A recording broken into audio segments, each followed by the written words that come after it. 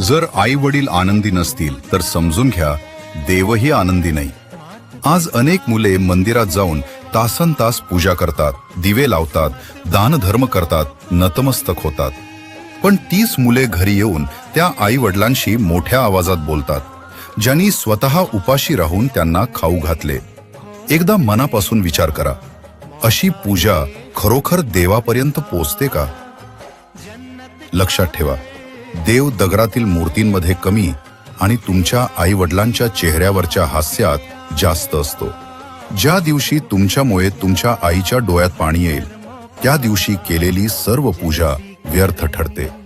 पण ज्या दिवशी तुम्ही तुमच्या वडिलांच्या थकलेल्या चेहऱ्यावर एक छोटीशी हसू आणता तेव्हा समजून घ्या देव तुमच्या घरी येतो.